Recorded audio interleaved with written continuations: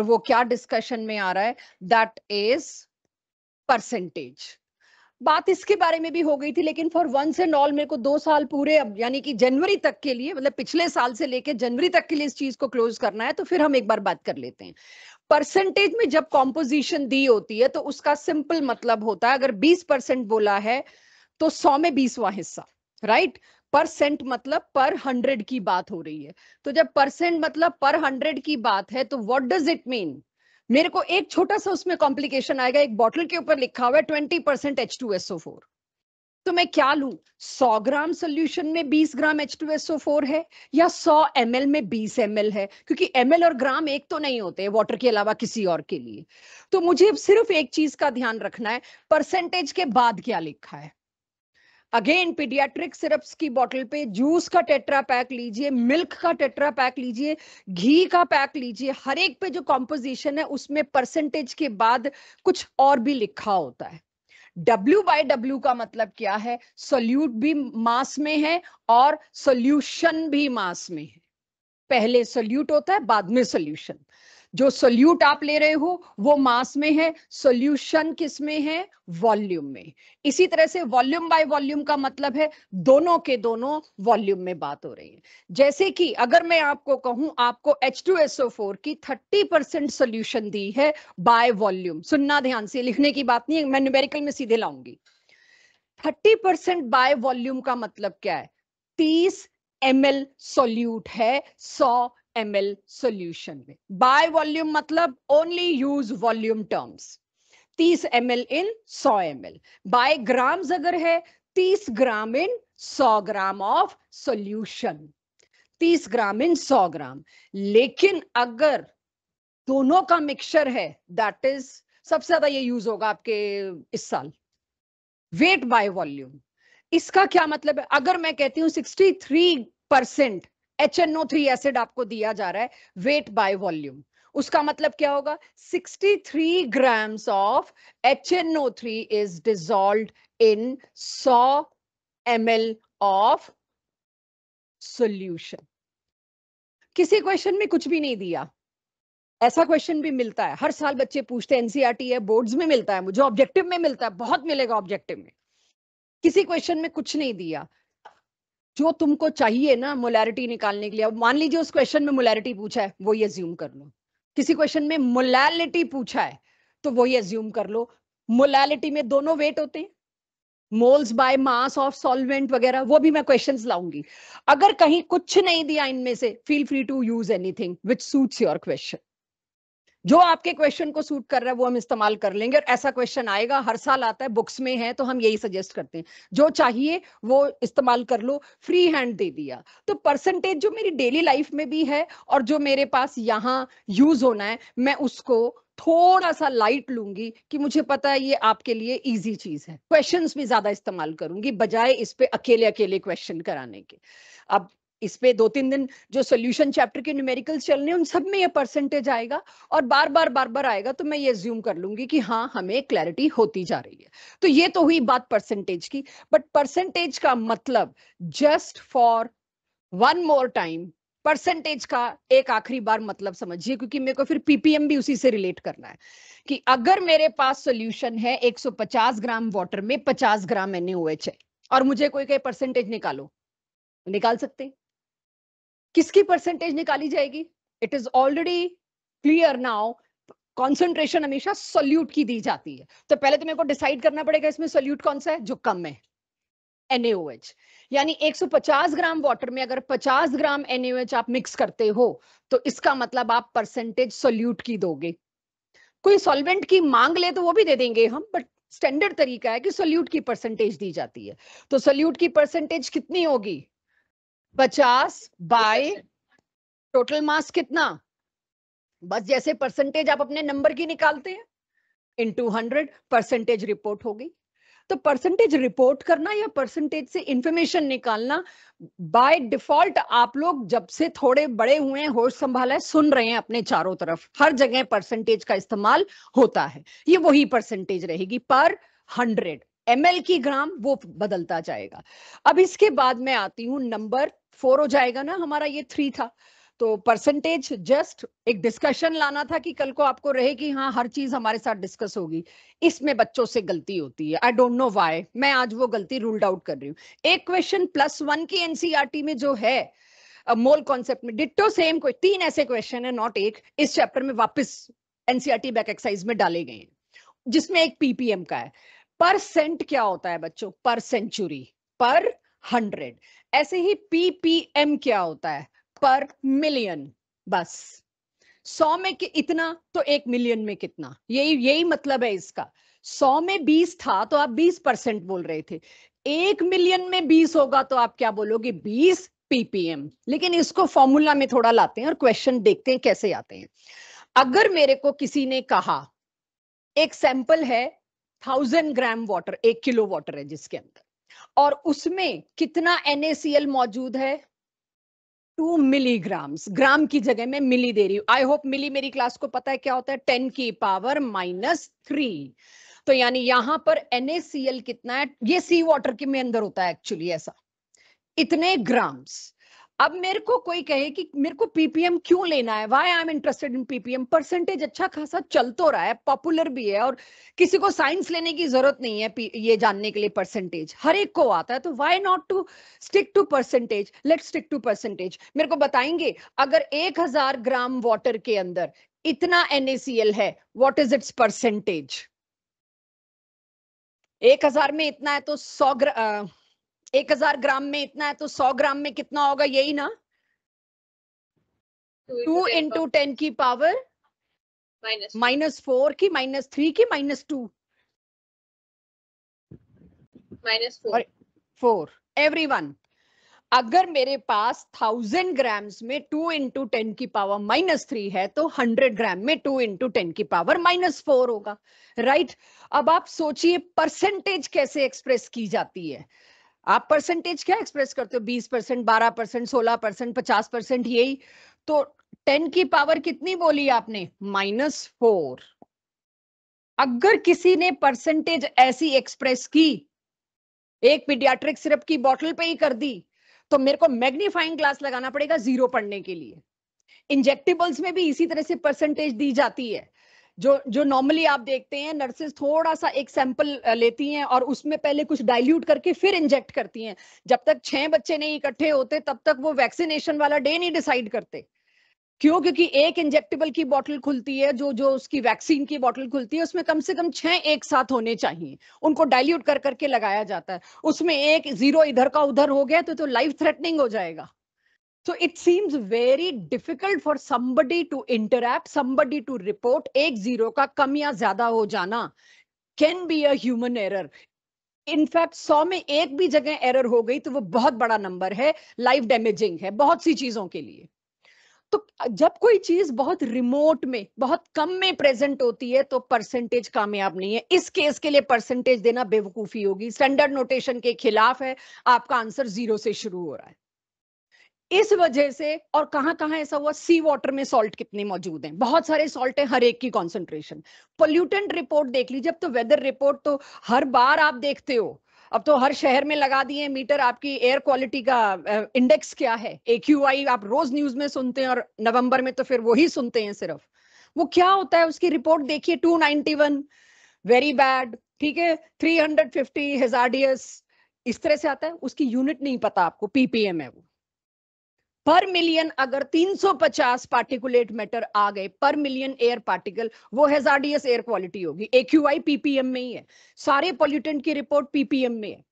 तो जितना भी ट्रेसेस वाली चीजें हैं उनको परसेंटेज में एक्सप्रेस करना बहुत मुश्किल है, गलतियों का चांस है, इसीलिए PPM लाया गया।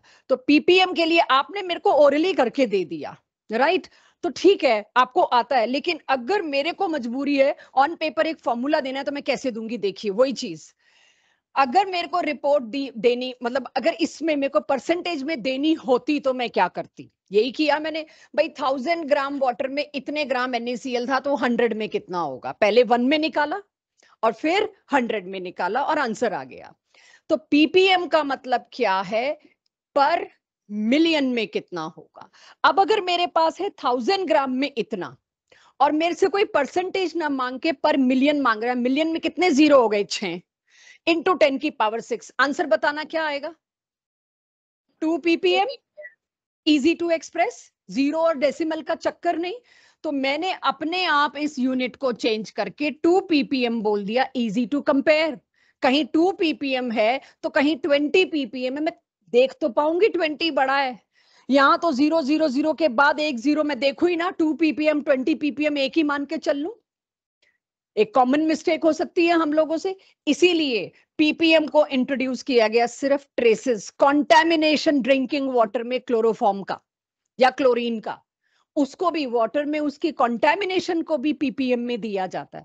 तो ऐसी छोटी छोटी चीजों में जो, भाई डरो मत, कुछ नहीं होगा, ठीक है।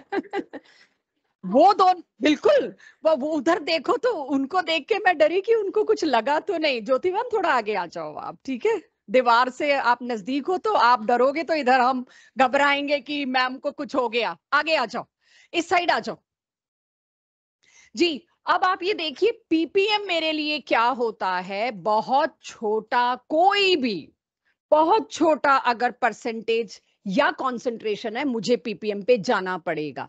अब अगर मैं अपनी क्लास से कहूं, मैंने पीपीएम दे दिया, परसेंटेज में कन्वर्ट कर पाएंगे? परसेंटेज दे दिया, पीपीएम में कन्वर्ट कर पाएंगे? वी विल चेक, ठीक है। हम इसको जरूर चेक करेंगे थोड़ी देर में। पहले एक फॉर्मूला मेरे को देना है। हर बार बच्चे मेरे से पूछते हैं, मैं इंटरेस्टेड नहीं रहती इस फॉर्मूले में, लेकिन बच्चे पूछते हैं, जगह जगह से गूगल से उठा के लाके भी मेरे को देते हैं। मैं इसके न्यूमेरिकल बिना फॉर्मूले के कराऊंगी। जहां भी मैं ए इस्तेमाल कर रही हूं वो होगा सॉल्वेंट, जहां भी मैं बी इस्तेमाल कर रही हूं वो होगा सोल्यूट। 1 और 2 भी आएगा, वो मैं एक दो क्वेश्चन में 1 और 2 भी ले लूंगी तो आपको आइडिया लग जाएगा 1 किसके लिए ले रहे हैं और 2 किसके लिए ले रहे हैं। अभी ए और बी पे रहते हैं, अगली एक दो स्लाइड से 1 और 2 भी ले लेंगे। नाउ यहां पर आपको एक छोटी सी, जब हम फॉर्मूला बेस्ड क्वेश्चंस पे आएंगे, मैं इसके कन्वेंशनल मेथड पे जाऊंगी जो मेरे को पसंद है, जिसमें गलती का चांस कम है। अगर किसी को लगे उसे फॉर्मूला यूज करना है तो बहुत ध्यान से यूज करना कि मोलर मास आप किसका पुट कर रहे हैं, और अगर गलत आंसर आए तो मेरे से बात जरूर करना, because I am expecting one mistake जो मैं अभी बता नहीं सकती। आपसे मिस्टेक होगी तब बताना चाहूंगी वो मिस्टेक, तब उसका ज्यादा फायदा होगा। पॉइंट ये आता है कि मोलैलिटी और मोलैरिटी में सिर्फ और सिर्फ डिनोमिनेटर का फर्क है, और वो क्या है? वहां पर volume of solution in litres था, यहां mass of solvent in KGs है। बस फर्क एक ही है, लेकिन इस फर्क से मेरे को बहुत ज्यादा फर्क पड़ने वाला है। तो मोलैलिटी का अगर आप लोगों ने नोट कर लिया तो ये मेरा चल रहा था लास्ट, यही है। पीपीएम हो गया, परसेंटेज हो गया, मोलैरिटी नॉर्मेलिटी लास्ट क्लास में होगी, और अब मोलैलिटी। अब मेरे को दो तीन क्वेश्चन करने हैं आपकी डीपीपी में जो गए हैं, डीपीपी 2 में। सी, अब ये जो क्वेश्चन है, एक बार जेई का क्वेश्चन है, रिसेंट ही, एक दो सालों पहले का ही, इस साल का तो नहीं। ये क्वेश्चन मैंने एनसीईआरटी से उठाया। ये एक एंटी फ्रीज है इथाइलिन ग्लाइकोल, ये एनसीईआरटी का क्वेश्चन है। और 2 साल पहले का, आई डोंट रिमेम्बर, नीट का या जेई का किसी का क्वेश्चन है इथाइलिन ग्लाइकोल के यूजेस के ऊपर, जिसमें उसमें एक यूज जो करेक्ट यूज था एंटी फ्रीज। सारा दिन लगा दिया बच्चों ने, एनसीईआरटी से बाहर का है, क्योंकि इथाइलिन ग्लाइकोल एक जमाने में ऑर्गेनिक में हमारे सिलेबस में था 2006 से पहले, और वो कटे हुए काफी साल हो गए। तो अगर तो आउट ऑफ द सिलेबस है तो ग्रीवेंस मिलता है, उस पे ऑब्जेक्शन होता है, लेकिन इथाइलिन ग्लाइकोल अब है नहीं सिलेबस में। तो उन बच्चों को ये बताना पड़ता है सॉल्यूशन चैप्टर में, एक इन टेक्स्ट क्वेश्चन में एक इंफॉर्मेशन शेयर की हुई है, इथाइलिन ग्लाइकोल एंटी फ्रीज के तौर पे इस्तेमाल होता है गाड़ियों के इंजन में। और ये देखिए line, an anti freeze solution prepared from इतने ग्राम ऑफ इथाइलिन ग्लाइकोल, बस आ गई इंफॉर्मेशन। तो एक एक लाइन का मतलब वहां पे मेरे को, एक एक क्वेश्चन की एक एक लाइन मुझे पता होनी चाहिए। तो एंटी फ्रीज के तौर पे इथाइलिन ग्लाइकोल, और इथाइलिन ग्लाइकोल का फॉर्मूला मैंने आपको यहां दे दिया। ऐसे फॉर्मूला देख के कई बार नहीं भी समझ आता, चेक जो मैं लिख रही हूं, ये ऑर्गेनिक में आएगा, अल्कोहल चैप्टर में इसका रिएक्शन भी करेंगे हम, एक जगह पे है, बट तब तक का वेट नहीं कर सकती मैं। ये होता है इथाइलिन ग्लाइकोल। तो इथाइलिन ग्लाइकोल का काम है एंटीफ्रीज बनना। उसको इतने ग्राम, 200 ग्राम वाटर में डाला जाता है, तब जाके ये एंटीफ्रीज बनता है। एक होता है कूलेंट, एक होता है एंटीफ्रीज। कूलेंट का काम होता है इंजन को ठंडा रखना, जो मैंने कुछ दिन पहले आपसे बात की भी थी, लेकिन ठंडी जगहों पे वो कूलेंट जम जाएगा। जब वो कूलेंट जम जाएगा तो मेरे तो काम खत्म, मेरे तो इंजन गर्म हुआ और गाड़ी रुक जाएगी। तो मेरे को उस कूलेंट के साथ एक एंटी फ्रीज डालना पड़ता है। ये वो एंटी फ्रीज है जो यहां तो हम इस्तेमाल नहीं करते, लेकिन उन जगहों पे इस्तेमाल करना पड़ता है जहां 0 से नीचे जाता है टेम्परेचर। तो वहां एक चीज और डाली जाती है, वो है ये। मेरे को कहा गया है इसकी मोलैलिटी निकालिए। और मोलैलिटी क्यों मांगूंगी? मेरे को इसमें मोलैरिटी मांगनी चाहिए। हाँ, दोनों चीजें मांगनी चाहिए। तो चलिए, मैं आपसे मोलैलिटी नहीं मांग रही, that is simply multiply divide, I am not interested in that. मेरे को यहां पर मोलैरिटी मांगी गई है। अगर सोल्यूशन की डेंसिटी इतनी है तो मैं आपको एक क्वेश्चन नोट करने को बिल्कुल नहीं कहूंगी, एनसीईआरटी में भी है, मेरी डीपीपी में भी है। एक बार सिर्फ दिखा दूं, मेरे पास एक फॉर्मूला था। कुछ लोग एक काम कर सकते हैं, सीधे मोलैलिटी निकालें, बड़ा इजी है मोलैलिटी निकालना, और इस फॉर्मूले से मोलैरिटी निकालने। उनको ये फॉर्मूला हमेशा याद होना चाहिए। और ये फॉर्मूला हैंडल करना मेरे को बहुत मुश्किल लगता है, क्योंकि दो दो जगह एम है, नीचे सबट्रैक्ट में थोड़ा लंबा प्रोसेस बन जाता है। तो एनीवेज, इसको ज्यादा सिंपल करते हैं अंडरस्टैंड करके, ताकि इसके आसपास का भी कोई क्वेश्चन आया जिसमें डायरेक्ट फॉर्मूला ना इस्तेमाल कर पाऊं तो भी मैं करने लायक होनी चाहिए। तो लेट्स सी, मेरे से इसमें मोलैरिटी मांगी गई है। तो सबसे पहले मेरे को पता होना चाहिए मोलैरिटी के लिए चाहिए क्या, उसका फॉर्मूला। मोलैरिटी के लिए चाहिए नंबर ऑफ मोल्स, किसके? सोल्यूट के। सोल्यूट क्या नजर आ रहा है मेरे को? Ethylene glycol. इथाइलिन ग्लाइकोल का molar mass, can somebody help? 2 carbon, 62। इसका मोलर मास आया 62, आप लोगों पे ट्रस्ट कर रही हूं। तो मेरे को number of moles by volume of solution निकालना है इन लीटर्स। पहली बात तो नंबर ऑफ मोल्स तो मेरे पास है, तो नंबर ऑफ मोल्स अलग से लिख लेती हूँ या निकाल लेती हूँ, जो मन करे। कितने ग्राम इथाइलिन ग्लाइकोल है? 222.6। और उसका मोलर मास कितना है? 62।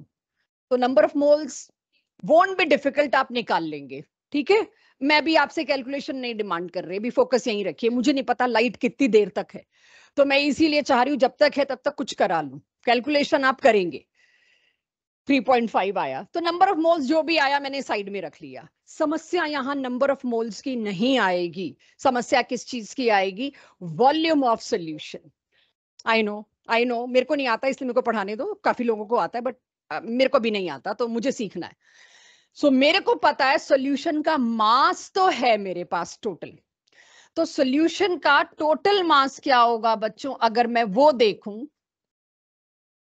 बड़ा क्लियरली दिख रहा है, 422.6। तो टोटल मास हुआ 422.6 ग्राम्स। जब मेरे पास सॉल्यूशन का मास है और डेंसिटी भी है, डेंसिटी हमेशा सॉल्यूशन की होती है, सोल्यूट और सॉल्वेंट की नहीं होती। डेंसिटी तब आती है जब दो चीजें मिक्स हो रखी हों। ठीक है, और अलग की भी होती है, बट अभी हम वहां नहीं जा रहे। अभी तो आप इतना ही समझिए, डेंसिटी इज ऑफ सॉल्यूशन। तो सॉल्यूशन की डेंसिटी कितनी दे रखी है मेरे को? 1.072। ये मेरे को डेंसिटी दे रखी है, शायद इतनी दे रखी है, देख लेना बच्चों। वो होता है मास बाय वॉल्यूम। डेंसिटी की यूनिट क्या है यहां पर? ग्राम पर ml। डेंसिटी की यूनिट यही है। तो मास मेरे को किस में पुट करना है? ग्राम्स में। कर दिया जी, 422.6। वॉल्यूम किस में आएगा ऑटोमेटिकली? ml में। क्यों? क्योंकि इसकी यूनिट है ग्राम पर ml। यहां से मेरे पास वॉल्यूम आ गया सॉल्यूशन का मिलीलीटर्स में, और यहां से मेरे पास नंबर ऑफ मोल्स आ गए सोल्यूट के। आ गई मोलैरिटी। कि मोलैरिटी में मेरे को फिर क्या करना होगा? मोलैरिटी में मेरे को सिंपली नंबर ऑफ मोल्स, जो आप लोग कह रहे थे 3.5, वो मैंने यहां से उठा के पुट किए। वॉल्यूम जो भी इधर आएगा मैं पुट करूंगी इनटू 1000 करना मेरे लिए जरूरी होगा। क्यों? क्योंकि इन लीटर्स पुट करना होता है। This is how I should calculate molarity. I will vouch, I will advocate for this method in place of using that formula always. क्योंकि आप इससे कॉन्सेप्ट की क्लैरिटी भी लाते हो। जब पूरा स्टेप वाइज आप लिखते हो ना, तो आपको मोलैरिटी मोलैलिटी सारा कॉन्सेप्ट, हमेशा डेंसिटी, हर चीज ध्यान रहती है। तो इस क्वेश्चन को जो लोग नोट करना चाह रहे हैं जरूर करें, जैसे भी इसको अपनी तरफ से एब्जॉर्ब करना चाह रहे हैं करें। मैं आगे बढ़ूं। कॉन्सेंट्रेशन टर्म्स तो मेरी तरफ से हो गई। एक राउंड तो हो गया। अब ये पूरे चैप्टर में जो नए नए लॉज आएंगे उन सब में मोलैरिटी, मोलैलिटी, मोल फ्रैक्शन आता रहेगा और हम बार बार यूज करते रहेंगे। गिरिशा, सानवी, समझ आया ये? वाई? क्या क्या चीज समझ नहीं आई? अगर मेरे पास, बाकी लोग नोट करते रहिए, अगर मेरे पास सोल्यूशन का टोटल मास आ गया, मेरे को पता ही नहीं मैंने क्यों निकाला टोटल मास, मेरे को तो अभी तक ये पता मैंने नंबर ऑफ मोल्स क्यों निकाला, ठीक है, उसको समझो। क्योंकि मेरे को मोलैरिटी निकालना है। मोलैरिटी क्या होता है? Number of moles by volume, right? किसका वॉल्यूम? सॉल्यूशन का। तो नंबर ऑफ मोल्स तो यहां से आ जाएंगे, क्यों सानवी? अब मेरे को आखिरी चीज करनी है, सॉल्यूशन का वॉल्यूम कहां से लाऊं? अब उसके लिए ढूंढना शुरू करती हूँ। क्वेश्चन में सॉल्यूशन की डेंसिटी दी है, जैसे ही डेंसिटी मिलती है बच्चे तो मेरे को मास बाय वॉल्यूम मिलता है, यानी मास और वॉल्यूम में रिलेशनशिप होता है, वो है डेंसिटी। डेंसिटी मेरे को दे रखी है, वॉल्यूम मेरे को निकालना है। क्या मेरे पास सॉल्यूशन का मास है? चेक। सोल्यूट का मास भी है, सॉल्वेंट का मास भी है, टोटल करके क्या निकाल लूंगी? उसका टोटल मास। जैसे ही मैंने टोटल मास निकाला, वॉल्यूम उसको डिवाइड किया, डेंसिटी की वैल्यू ये, यहां से मैंने वॉल्यूम टोटल निकाला, यहां पुट किया। लेंदी है लेकिन डुएबल है। एक बार पूरा अपनी कॉपी में करो, आई एम वेटिंग, ठीक है?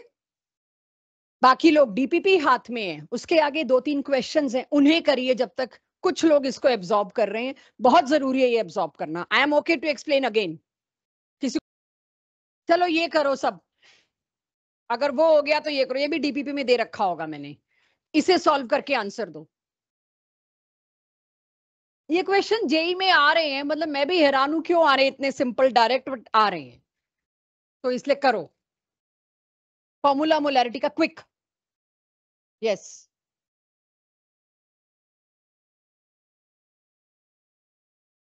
Number of moles by volume of solution. Maximum बच्चे के साथ प्रॉब्लम होती है, फॉर्मूला नहीं याद होता। फॉर्मूला नहीं याद होता, लास्ट क्लास से दे रही हूं formula. Number of moles by volume of solution in litres. The day you are with formula, half battle is won, ठीक है? नंबर ऑफ मोल्स कितने होंगे? 20 ग्राम NaOH में।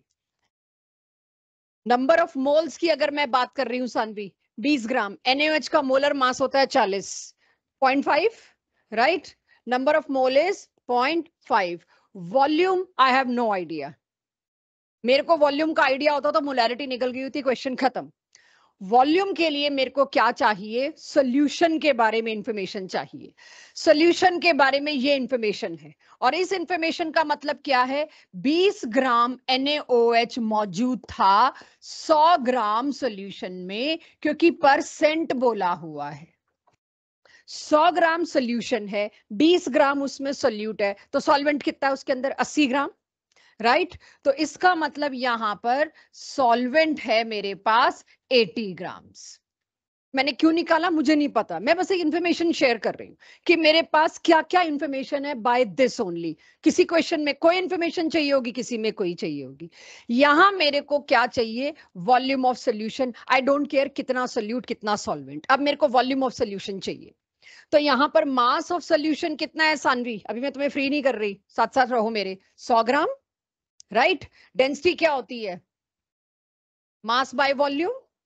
तो मैं मास कितना लिखूं सोल्यूशन का? 100, और वॉल्यूम निकालना है, मेरे पास है ही नहीं वॉल्यूम, और डेंसिटी इस क्वेश्चन में दे रखी है, तो डेंसिटी कितनी दी हुई है? 1.20। वॉल्यूम निकल सकता है? जैसे ही वॉल्यूम आ जाएगा वो होगा सॉल्यूशन का मिलीलीटर्स में। उस वॉल्यूम को यहां पुट करो, लीटर्स में कन्वर्ट करो, give me molarity. I am waiting. Gurtej देना आंसर। एक्सक्यूज मी मैम, कितनी आ रही है मोलैरिटी कोपल? 0.03। हाँ बच्चे इधर से भी कोई बोला कुछ? मैम गुरबानी मेरी बोलो। 6 आ रही है। कितनी आ रही है? 5? 6। 6? कुछ 10 की मेरी पावर है? नहीं मैम, अच्छा चलो 6 वॉल्यूम होगी फिर, अभी 6 वेट के कर लेते हैं, लिए लोग काफी वैरायटी दे रहे हैं, वेट कर लेते वॉल्यूम हैं। 0.3 था। यार एक 6 दे रहा है, एक 0.6 दे रहा है, एक 0.06 दे रहा है, करूं क्या मैं? खुद करूं? कैलकुलेटर तो मत ही निकालो यार, मेरा मजा खराब हो जाता। तुम लोग सही कर दोगे तो मेरा तो मजा खराब होता है ना। 6 आ रही है, चलो देखते हैं। अब तो मुझे करना ही पड़ेगा, ऐसे खराब बच्चे हैं ना। वॉल्यूम बताओ कितना आया।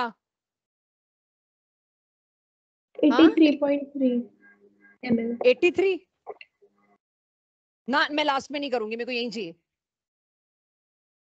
इतना ले लूं, एमएल में यही आया वॉल्यूम सबके पास।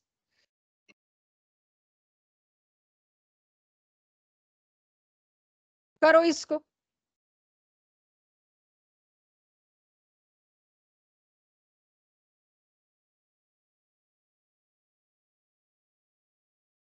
ये आया,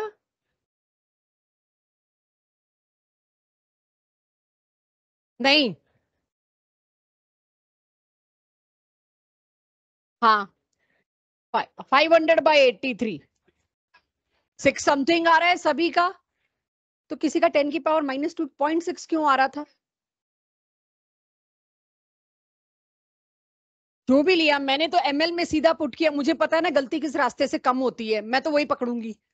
मैं तो पहले यहाँ पर वॉल्यूम एमएल में निकालने के बाद रखूंगी, आए वो ऊपर नीचे करने के चक्कर में तुम उल्टा पुल्टा कर देते हो। 100 नीचे होगा और उसे ऊपर पहुंचा दोगे, कुछ ऐसा ही करते हो। तो मैं हमेशा क्या करूंगी, पहले वॉल्यूम निकाल लूंगी। जब पता है हमसे गलती होनी है तो उसको अवॉइड करिए। 100/1.20 मैं तो ये करूंगी, यहां से किया और यहां वॉल्यूम रखा और 1000 से डिवाइड किया, एंड में मेरा आंसर 6 पॉइंट समथिंग आया। इट्स ओके, मोलैरिटी ये होगी। तो दिक्कत यहाँ यही है कि आप लोग थोड़ा सा पता नहीं डायरेक्ट मेथड्स में या इनडायरेक्ट मेथड्स में किस में लेकिन उलझ जाते हैं। अब क्लियर सबको। ये क्वेश्चन बोर्ड में आएगा, एक ही नंबर का आएगा, मतलब फंसना मत। 1 नंबर से ऊपर का नहीं आने वाला ये। जेई में और नीट में आ जाए तो 4 नंबर का है, ठीक है। और आ भी रहे हैं, बस उसमें 4 स्टेटमेंट दे देंगे, इन चारों में से कौन सी इनकरेक्ट है। इतने ग्राम वाले की मोलालिटी इतनी, इतने ग्राम वाले की मोलालिटी इतनी, 4 ऐसे ऑप्शन हो गए, तो वो भी एक ही नंबर हो गया मेरे लिए। सो आपको परेशान अगर करना हो तो कैलकुलेशन दे दो। ये फिलॉसफी सामने वालों को भी पता है, काइंडली बीट दिस। अब क्लियर। एक ही तरह के क्वेश्चन में मोलारिटी मोलारिटी में बच्चे थोड़ा सा परेशान होते हैं, डेंसिटी वाले मैंने 2 करा दिए। इसके बाद भी आपको लगता है मुझे और चाहिए इसमें थोड़ा बेस और बनाना है, कोई बुराई नहीं है उसमें। अगली क्लास के डाउट सेशन में इस डीपीपी के सिलेक्टिवली डेंसिटी वाले क्वेश्चन ही कराएंगे, कि अगर आपको इसमें थोड़ा और बेस चाहिए तो लीजिएगा बेस, क्या प्रॉब्लम है। क्लियर सबको, आगे चलूं। किसी को अभी भी लगे मेरे को आज ही चाहिए, क्लास के बाद रुक जाना, उनकी कॉपी में करा दूंगी। लो एक और है, चलिए ये कर, पता ही था मेरे को शायद पहले ही। ये करके दो अब, ये गलत नहीं होना चाहिए, दीजिए मेरे को। लाओ अनुबल। 3 मोलर सोल्यूशन का मतलब है 3 moles are present in 1 litre of solution. ठीक है, मैंने भी क्वेश्चन पूरा नहीं पढ़ा लेकिन मैं उसका मतलब निकाल लूं। ओके, किसका है, NaCl। NaCl के 1 मोल का मास कितना होगा बच्चों, 58.35। अच्छा क्लोरीन है ना, 35.5 वाला, बिल्कुल सही, 58.5। अब मुझे वॉल्यूम ऑफ सोल्यूशन पता है, साथ में डेंसिटी दी हुई है। डेंसिटी मेरे को दे रखी है 1.25 ग्राम पर ml, which is equal to mass of solution by volume. Volume of solution मेरे पास है 1000 ml, तो मेरे पास सोल्यूशन का मास आ गया। मैं क्यों निकाल रही हूं सोल्यूशन का मास, ये उनके लिए बता दूं जिनको अभी समझ नहीं आया है मैं क्या कर रही हूं। मेरे को दिखाई दे रहा है मोलैरिटी दे के मेरे से मोलैलिटी मांगी जाती है, और मोलैलिटी में डिनोमिनेटर में मास आता है। तो सबसे पहले मेरे को मास इकट्ठा करना है, और अगर डेंसिटी दे रखी है तो मास बाय वॉल्यूम पुट करके पहले मैंने ग्राम्स में मास निकाल लिया। लेकिन बात यही खत्म नहीं होती, मोलैलिटी का फॉर्मूला मेरे को आता है तो मैं ट्रिक समझ सकती हूँ। ऊपर आना है नंबर ऑफ मोल्स और नीचे किसका मास आना है, सिर्फ और सिर्फ सॉल्वेंट का मास आना है। और ये 1250 आया सॉल्यूशन का मास। तो ये जो मास है ये सॉल्यूशन का है, तो इसके अंदर सोल्यूट भी मौजूद होगा और सॉल्वेंट भी मौजूद होगा। सोल्यूट कितना मौजूद है, 3 मोल, और 1 मोल का मास हम 58.5 बता के आए हैं। तो सोल्यूट कितना है इसमें? 3 इंटू 58.5 प्लस सॉल्वेंट 1250 इधर। तो इससे मेरे पास सॉल्वेंट का मास आएगा, मैं अप्रोक्सीमेटली 1074 ग्राम्स ले लेती हूँ, अप्रोक्स इसी के आसपास आया हमारा। तो ये किसका मास आया? सॉल्वेंट का। मोल्स मेरे को पहले ही दे रखे हैं क्वेश्चन में, 3 मोल्स। मेरे पास मोलालिटी के लिए यही 2 चीजें चाहिए थी, तो मैंने क्या किया, molality is equals to number of moles is 3 divided by 1074, लेकिन ये ग्राम्स था, इसको किलोग्राम्स करने के लिए 1000। एक बार डेंसिटी को यूज करना शुरू करेंगे, काटपीट कम होगी और फ्लो बनेगा। तो ज्यादातर मोलालिटी के वाइस वर्सा ही पूछे जाते हैं, चाहे बोर्ड हो, चाहे जेई हो, चाहे नीट हो, अगर इस पे कोई क्वेश्चन आना है तो। स्नेहा क्लियर? तो अब आप लोग मोलालिटी दियो तो मोलारिटी, मोलारिटी दियो तो मोलालिटी कर सकते हैं। डेंसिटी की सहारा चाहिए और कुछ नहीं। तीनों क्वेश्चन में एक ही जैसी चीज की है। गलती यहाँ ज्यादातर आप बच्चों से क्या होती है, आप इस मास को पुट कर देते हैं, थक लेते हैं यहां तक। ये मास ठीक है, गलत नहीं है, बट ये सोल्यूशन का है, और मोलालिटी में नीचे सॉल्वेंट का मास पुट करना होता है। बस गलती का एरिया एक ही होने वाला है यहां, और कुछ नहीं। यहां तक क्लियर सबको? अब मुझे अपने 12th के सिलेबस के लिए मोल फ्रैक्शन चाहिए सबसे पहले। तो अब मैं ये मोलारिटी मोलालिटी इन सब से बाहर निकल के आती हूँ, किस पे? मोल फ्रैक्शन पे। तो हम 5 कॉन्सेंट्रेशन टर्म्स कर चुके, उनके क्वेश्चन कर लिए। अब आ जाती हूँ छठी बात पे जो मुझे इस साल चाहिए, दैट इज मोल फ्रैक्शन। तो मोल फ्रैक्शन क्या होता है, ये मैंने लास्ट क्लास में आपको बता दिया था। तो मोल फ्रैक्शन होता है number of moles of any species divided by total number of moles. यही होता है मोल फ्रैक्शन। फ्रैक्शन की कोई यूनिट नहीं होती, और ये मुझे यूज करना है। ये मुझे अब नए टॉपिक से आज ही जो शुरू हो जाएगा यूज भी करना है। तो mole fraction, that's why I kept for last. अगर मैं आप बच्चों को कहूं, इसे नोट मत करो, आपको कहूं मेरे पास एक सोल्यूशन है, और सिलेबस मेरा बाइनरी सोल्यूशन ही है, मैं भी बाइनरी सोल्यूशन पे ही रहूं, जिसके अंदर सोल्यूट का मोल है 1 और सॉल्वेंट का मोल है 4। 4 मोल सॉल्वेंट और 1 मोल सोल्यूट। तो सोल्यूट का मोल फ्रैक्शन क्या होगा? 1/5, 1/4 नहीं, 1 is of solute divided by total moles. Total mole कितने हैं? 1 plus 4, that is 5. तो टोटल नंबर ऑफ मोल्स से डिवाइड कर देना इज मोल फ्रैक्शन।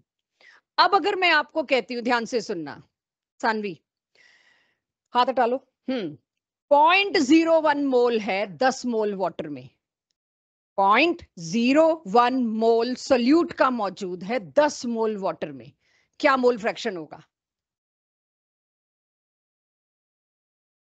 तो 0.1, मैंने यही बोला, मैं लिख देती, 0.1 हो, 0.2 हो, 0.3 हो, कुछ और बताना चाह रही हूं मैं, नंबर पे मत जाइएगा। 0.01 ले लेती हूँ और छोटा ले लेती हूँ। इतने मोल हैं सोल्यूट के, और सॉल्वेंट के कितने हैं? 10 मोल। तो आप किससे डिवाइड करोगे? 10 से ही करोगे।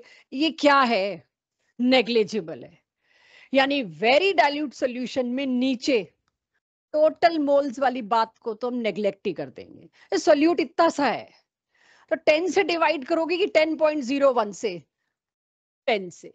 तो बहुत डाइल्यूट सॉल्यूशंस अब आने वाली हैं, सॉल्यूशन चैप्टर शुरू होने वाला है हेनरी के बाद। बहुत डाइल्यूट सॉल्यूशंस में आप देखोगे डिवाइडेड बाय सॉल्वेंट के मोल्स ही रह जाएगा, सोल्यूट के तो बहुत जरा से होते हैं। आपने लास्ट क्लास में हेनरी लॉ में ये किया था नाइट्रोजन वाले केस में, जब मैंने कहा था इतने कम मोल्स हैं नाइट्रोजन गैस के 55.5 में, क्या ही इसको तुम ऐड करोगे? Same is that. तो मोल फ्रैक्शन मेरे को हेनरी में भी यूज करना पड़ा, आगे राउल्ड्स में भी यूज करना है। तो इसलिए मेरे को मोल फ्रैक्शन आप लोगों का बहुत टाइट चाहिए।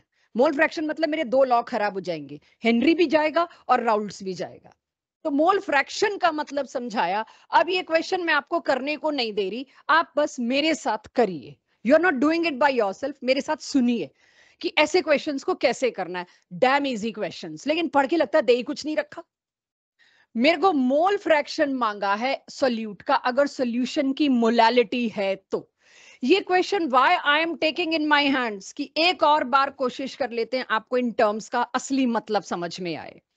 अगर किसी सॉल्यूशन की मोलालिटी दे रखी है 2.5 मोलल, इसका मतलब क्या होता है? 2.5 moles in 1 kg of water या सॉल्वेंट। यूनिवर्सल सॉल्वेंट वाटर है तो मैं यूज कर लूंगी वाटर वर्ड। तो 1 किलो वाटर में इतने मोल्स हैं। 1 किलो वाटर में वाटर के मोल्स कितने होते हैं? 55.5। आई होप ये सबको याद है। इसमें कितने होंगे? 55.5 मोल्स। मांगा क्या था मुझसे? Mole fraction. किसका? सोल्यूट का। अब सोल्यूट का मोल फ्रैक्शन का साइन होता है कैपिटल कर्सिव एक्स। सोल्यूट का मोल फ्रैक्शन मांगा है तो मैं क्या लिखूंगी? 2.5 डिवाइडेड बाय 55.5 प्लस 2.5। ये इग्नोर होने वाली चीज नहीं है, ये मैं ऐड कर सकती हूँ इसमें। वो पॉइंट्स में होती तो मैं इग्नोर करती। This is my answer. अब एक बार का क्वेश्चन है, 2-3 साल पहले का। अगेन मैं बहुत पुराने तो क्वेश्चन ला ही नहीं रही हूँ क्योंकि 16 तो शिफ्ट होने लग गई हैं। इसके अंदर जो मेरे से मोल फ्रैक्शन मांगा हुआ था, एवरीबडी इज मेंटली प्रिपेयर्ड कैसे करना है। सॉल्वेंट का मांगा हुआ था, तो सोल्यूट का निकाल लिया। मान लो आपने सोल्यूट का निकाला और आपका आया वो, मान लो 0.3, तो 1 से माइनस कर दो, 99.7 हो जाएगा। राइट? सो सोल्यूट का मांगते, सॉरी, राइट। सो अब सोल्यूट का मांगते हैं आप, तो सोल्यूट का जब आप निकालते हो, आदत पड़ गई आपको सोल्यूट का ही मांगते हैं, क्योंकि हमने लास्ट क्लास से एक बात पकड़ रखी है, कॉन्सेंट्रेशन हम सोल्यूट की डिमांड करते हैं, कॉन्सेंट्रेशन सोल्यूट की दी जाती है। तो 2-3 साल पहले का कुछ ऐसा ही क्वेश्चन था, मोलालिटी देके मोल फ्रैक्शन पूछा हुआ है, तो हम इसी धोखे में चलते हैं, मोल फ्रैक्शन सोल्यूट का ही मांगा होगा, लेकिन मांगा हुआ किसका था? सॉल्वेंट का। अगर आपके पास सोल्यूट का आपने निकाल भी लिया बाई चांस गलती से, इसीलिए हम कहते हैं क्वेश्चन 2 बार पढ़ा करो, एबीसीडी में से एक ऑप्शन टिक करने से पहले। आपने निकाल के रख लिया सोल्यूट का, कोई गलती थोड़ी करी, लेकिन क्वेश्चन में जब आप दूसरी बार पढ़ते हैं, कई बार तब ध्यान में आता है इसमें तो सॉल्वेंट का पूछा, 100 में से माइनस कर दो। ठीक है, 100 में से आप माइनस कर दीजिए। तो ये ध्यान रखिएगा, ये गलती बहुत कॉमन, इसको स्टूपिड एरर्स बोलते हैं, कि हम सोल्यूट का रिपोर्ट कर बैठे सॉल्वेंट के बजाय, क्योंकि आपके सिलेबस में बाइनरी ही है। एक का मोल फ्रैक्शन निकाल के, मेरे अगला डीपीपी में कई गलतियां यही होने वाली हैं कि एक का मोल फ्रैक्शन निकाल के फिर आप दूसरे का मोल फ्रैक्शन निकालने बैठे होते हो। भाई एक का आ गया, उसको 100 में से माइनस करो, दूसरे का आ गया। क्लियर? मोल फ्रैक्शन क्या होता है? तो ये क्वेश्चन सारे बहुत छोटे छोटे, कहीं भी कभी भी आपको टकरा जाएंगे, इनकी आपको हैबिट होनी चाहिए। शायद ये क्वेश्चन आपको डीपीपी में दिखे जो आपके पास है डीपीपी 2, कोई ना कोई क्वेश्चन ऐसा टकराएगा, वैल्यू अलग हो। है दिख रहा है ये क्वेश्चन? बस एक में सॉल्वेंट भी पूछा हुआ होगा और एक में सोल्यूट भी, पर्पज ही यही है। और जो डीपीपी में क्वेश्चन है, मैक्सिमम ये क्वेश्चन आपके एनएमएसटी के ही मिलेंगे, आपको रिपीट ही मिलेंगे, बस वर्ड्स में थोड़ा हेरफेर हो जाए, वैल्यूज में हेरफेर हो जाए। अब मैं थोड़ी देर के लिए, 5-10 मिनट के लिए एनसीईआरटी से बाहर निकल रही हूँ टोटली। किसी साल किसी चैप्टर में ये बात नहीं है एनसीईआरटी में, थोड़ा सा जेई और नीट के लिए एक छोटी सी चीज समझिएगा। और वो क्या हम कर रहे हैं, सॉल्युबिलिटी की डिपेंडेंस आपने पिछली क्लास में सिर्फ गैसेस की देखी थी। अब मैं गैसेस के बारे में बात नहीं कर रही, मैं एज अ होल हर एक के बारे में बात कर रही हूँ। तो let's come to very first class, what we have discussed. ध्यान देना, एक बार याद दिला रही हूँ, पहली क्लास में हमने क्या किया था। हमने सॉल्युबिलिटी को डिसाइड करने वाले फैक्टर्स देखे थे, और उसमें टेम्परेचर पे बात की थी, और उसमें ली चैटलियर प्रिंसिपल पे बात की थी। तो एक बार मैं दोबारा याद दिला दूं कि क्या बात की थी। solute plus solvent gives solution. अगर solubility of a solute is a exothermic process, exothermic का मतलब क्या है? Heat is one of the product. आपने ऐसे केस में अगर टेम्परेचर बढ़ाया तो आपने क्या किया, एक ऑलरेडी एग्जिस्टिंग इक्विलिब्रियम को डिस्टर्ब कर दिया। और हमें बहुत अच्छे से पता है ली चैटलियर प्रिंसिपल क्या कहता है, आप कोई डिस्टरबेंस करो हम उसे अंडू करेंगे। तो एक्सोथर्मिक में अगर आप टेम्परेचर बढ़ाओगे तो reaction will move backward, precipitation will encourage. ये हमने सारा 2 बार डिस्कस हो चुका, not only for gases, for everything ये बात एप्लीकेबल है। ये थ्योरेटिकल एक्सप्लेनेशन था जो मेरी एनसीईआरटी भी दे रही है, दूसरी बुक्स भी दे रही हैं। लेकिन थ्योरेटिकल एक्सपेरिमेंट्स जो हैं या थ्योरेटिकल एक्सप्लेनेशन जो है उस पे हम जब बिलीव करते हो तो हम कुछ प्रूफ भी मांगते हैं उसका। तो उस प्रूफ की बारी आई और मेरे पास क्लैप्रियन इक्वेशन है जो सॉल्युबिलिटी डिपेंडेंस क्वांटिटेटिवली बताता है कितने डिग्री बढ़ाने पे कितनी सॉल्युबिलिटी बढ़ी या घटी, व्हाटएवर, डिपेंडिंग अपॉन एक्सो है कि एंडो है। तो मेरे को उसको क्वांटिटेटिवली अगर पता लगाना है तो मेरे पास एक फॉर्मूला है। पहले इस फॉर्मूला को इत्मीनान से नोट करिए, फिर इसको करते हैं डिस्कस। इसीलिए अभी तक मैं आपको एनावस्थी स्टार्ट करने के लिए नहीं दे पाई। पहला ही क्वेश्चन इसके ऊपर है सॉल्युबिलिटी में, पहले पेज पे ही है ये, इसीलिए I was holding on with this कि पहले सारे डॉट्स जोड़ दें। आज सारे डॉट्स जुड़ जाएंगे आपके जो चल रहे थे 2 लेक्चर्स में, और अब आप कुछ भी कोई भी बुक उठा लोगे अब समझ आनी शुरू हो जाएगी। पहले इस फॉर्मूले को नोट करिए, log C2 by C1 is equals to enthalpy of solution divided by 2.303 R और ब्रैकेट में T2 minus T1 divided by T1 T2। यहां पर T1 इज छोटा टेम्परेचर, T2 इज बड़ा टेम्परेचर। मतलब टेम्परेचर बढ़ाने पे सॉल्युबिलिटी का क्या हुआ हमने वही समझना है अगर क्लैप्रियन इक्वेशन में। तो T2 इज हायर टेम्परेचर, ये बात मैंने नीचे कहीं मेंशन कर रखी होगी, आप अलग से बेशक ना करें। T2 is higher temperature, T1 is lower temperature.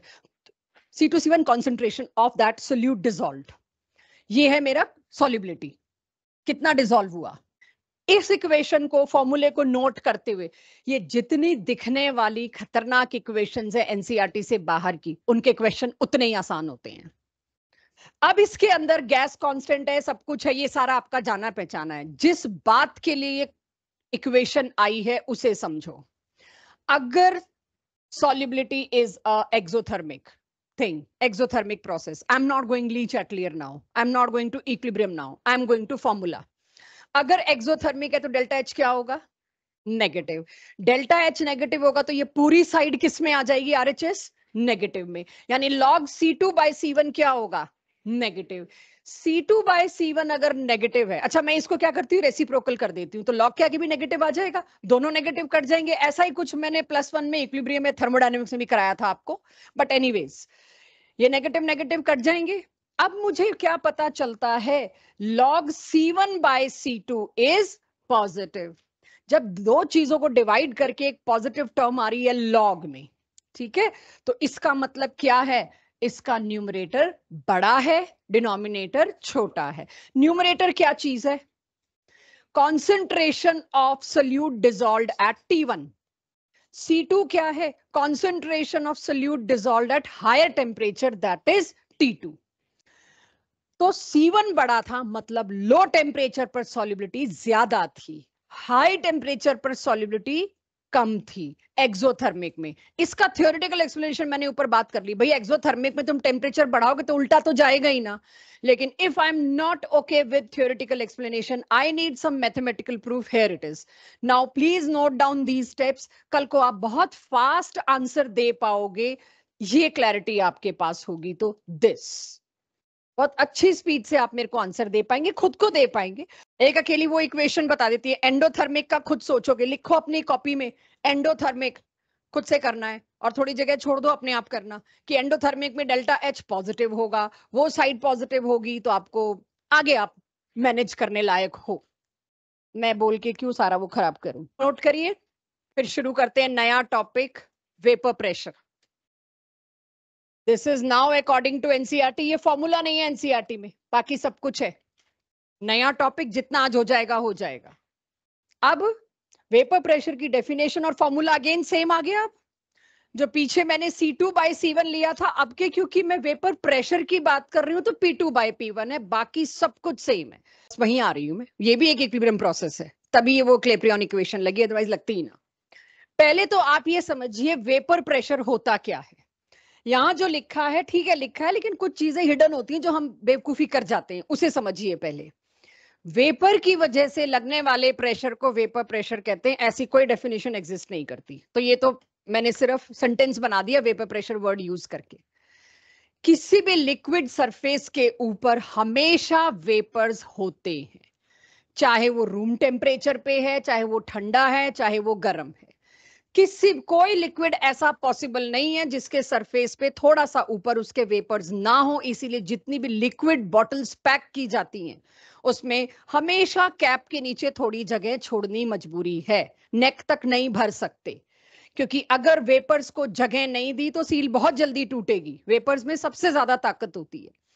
तो कोई भी लिक्विड है, किसी भी टेम्परेचर पर है, कितना भी कम वॉलेटाइल है, उसके ऊपर हमेशा थोड़ा स्पेस आप खाली देखेंगे, because liquid has a tendency उसके कुछ मॉलिक्यूल वेपर्स में कन्वर्ट होते ही होते हैं।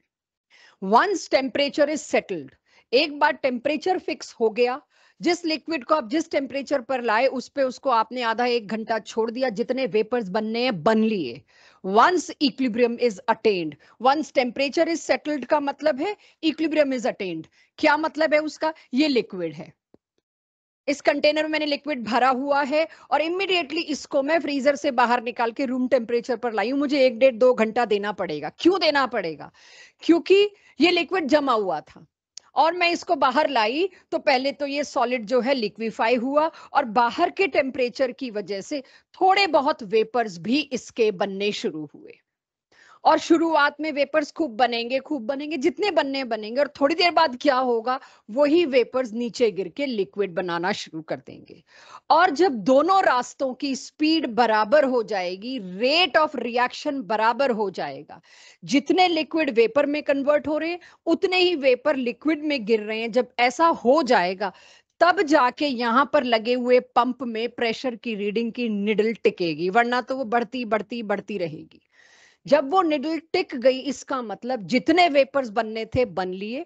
जो इस प्रेशर पंप को देख रहा है वो क्या बोलेगा? अंदर वेपर बनने बंद हो गए हैं। और जबकि ऐसा है नहीं, बन रहे हैं, बट जितने वेपर्स बन रहे हैं उतने ही गिर के लिक्विड में भी कन्वर्ट हो रहे हैं। डायनेमिक इक्विलिब्रियम तो चल रहा है अंदर, बट और प्रेशर बढ़ना बंद हो गया। बाहर से देखने वाले के लिए रिएक्शन इज स्टॉप्ड। उस वक्त जो प्रेशर होता है उसको कहते हैं वेपर प्रेशर। ये इक्विलिब्रियम हिडन है, ये ध्यान रखिए कि जब किसी लिक्विड और उसके सरफेस के ऊपर मौजूद वेपर्स के बीच में इक्विलिब्रियम अटेन हो जाए, उस वक्त के प्रेशर को बोला जाता है vapour pressure of the liquid, यानी लिक्विड का वेपर प्रेशर है। तो क्यों? क्योंकि लिक्विड के वेपर्स अंडरस्टूड हैं, थोड़े बहुत ऊपर हैं, उनकी वजह से pressure will be exerted on the walls of container. Vapour pressure की डेफिनेशन समझ में आई?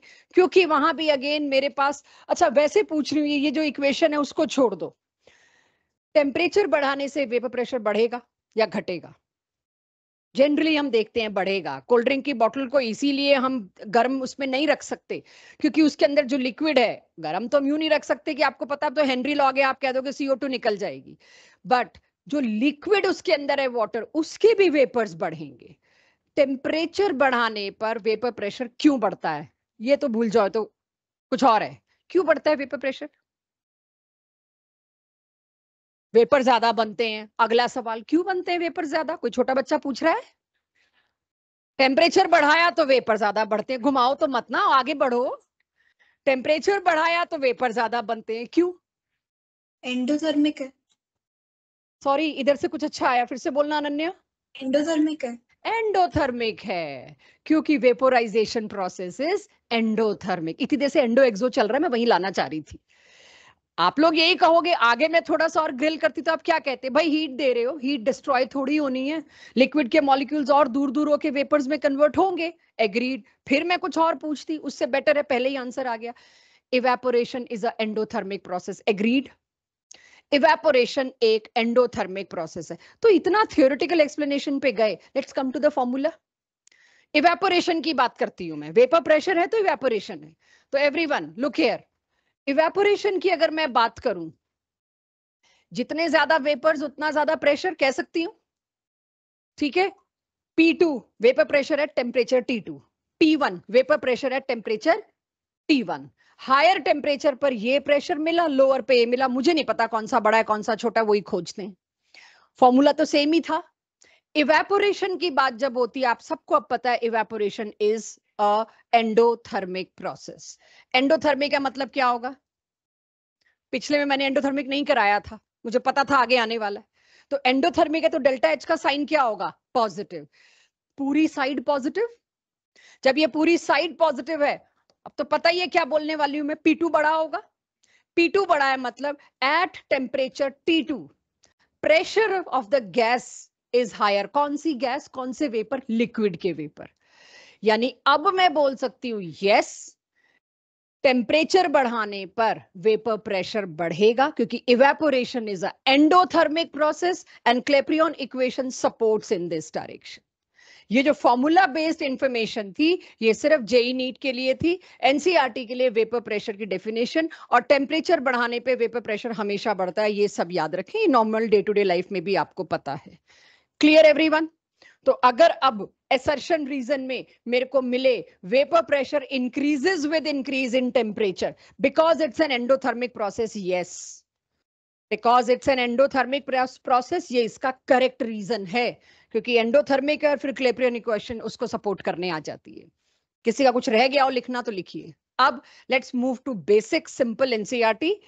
इन एनसीईआरटी का आगे सिंपल हम बोल देते हैं, बट भाई बहुत खतरनाक है वो, ये चैप्टर की तो अच्छी खासी है। इस चैप्टर में इसके बाद अब ऐसा कुछ भी नहीं आएगा जो एनसीईआरटी और जेई का मिसमैच हो। एवरीथिंग इज डन जो जेई में हो एक्स्ट्रा था। अब सारा एंड तक सिंपल चलेगा पूरा, एनसीईआरटी से रिलेटेड डायरेक्ट। एक भी क्लास में एक भी चीज बाहर की नहीं होगी। बहुत अच्छे से करिएगा अब इसको। हो गया नोट सबके पास? चलिए अब मुझे बताइए वेपर प्रेशर, बड़ा डे टू डे लाइफ से उठा के देना हर चीज अब मेरे को। वेपर प्रेशर किस किस चीज पे डिपेंड करता है? फर्स्ट टेम्परेचर हो गया, ठीक है। उसके बाद किस पे? Vapour pressure. अगर वेपर प्रेशर की डेफिनेशन पता है तो फैक्टर्स पता है। एक तो टेम्परेचर पे डिपेंड करता है, और किस चीज पे डिपेंड करेगा? कहां से आया सरफेस एरिया? बिल्कुल सही। गरम चाय को, ये चाय के नीचे जो प्लेट दी जाती है इसलिए थोड़ी दी जाती है कि भारी है किसी से पकड़ा नहीं जाएगा, रख ले। कप के नीचे जो प्लेट, जो सॉसर होता है, वो किस लिए होता है? वो कोई क्रॉकरी शो पीस नहीं होता, वो इसलिए दिया जाता था यूं डालो गरम गरम चाय उसके अंदर, जल्दी ठंडी होगी। राइट? सूप बाउल्स हमेशा चौड़ी होती हैं। क्यों होती हैं? सरफेस एरिया जितना बढ़ता जाएगा उतना जल्दी, उतना ज्यादा इवेपोरेशन होगा। क्यों भाई? इंफॉर्मेशन तो सही थी। ज्यादा मॉलिक्यूल सरफेस पे आ पाएंगे नीचे से, जो सरफेस पे आएगा वही तो ऊपर जाएगा। तो जितना ज्यादा सरफेस एरिया उतना ज्यादा इवेपोरेशन। बिल्कुल सही, दो चीजें मिल गई। और कुछ? सॉरी, वॉल्यूम ना, और कुछ इसी डायरेक्शन में सोचो। एक तो बता दिया टेम्परेचर ज्यादा तो जल्दी इवेपोरेट हो जाएगा, एक बता दिया सरफेस एरिया ज्यादा हो, और यस, फोर्सेस। अगर कोई लिक्विड लेस वॉलेटाइल है, लेस वॉलेटाइल मतलब क्या? उड़ना ही नहीं चाहता, उसके आपस के फोर्सेस बहुत स्ट्रांग है, तुम्हें बहुत टेम्परेचर देना पड़ेगा उसको वॉलेटाइल करने के लिए। एक बॉटल में वाटर है और एक बॉटल में नेल पेंट रिमूवर है एसीटोन, दोनों के ढक्कन खोल दो, वाटर नहीं उड़ेगा, वो लेस वॉलेटाइल है।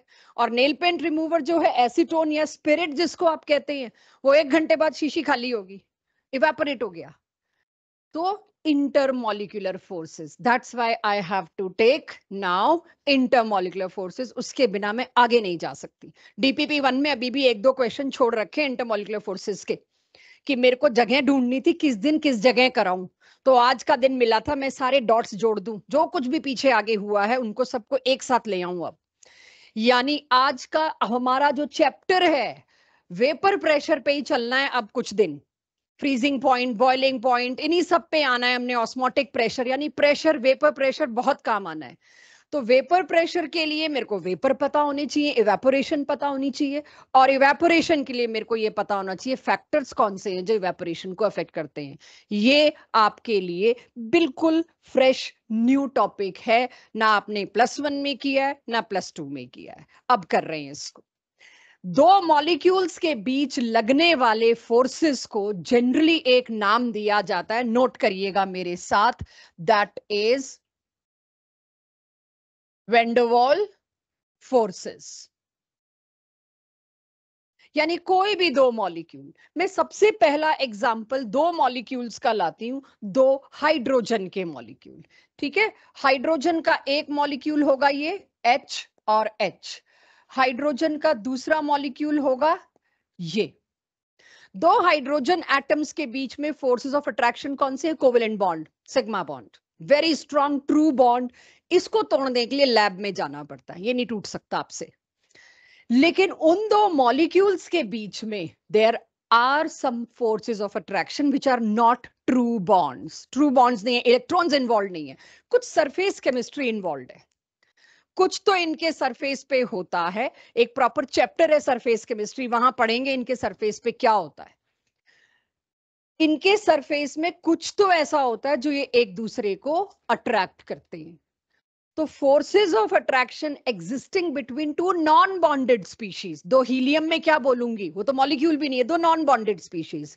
दो मॉलिक्यूल्स के लिए भी बोल सकती हूँ दो नॉन बॉन्डेड स्पीशीज, किसी के लिए भी अब मैं नॉन बॉन्डेड वर्ड यूज कर लूंगी जिनमें आपस में बॉन्ड नहीं बना हुआ, ट्रू बॉन्ड नहीं बना हुआ।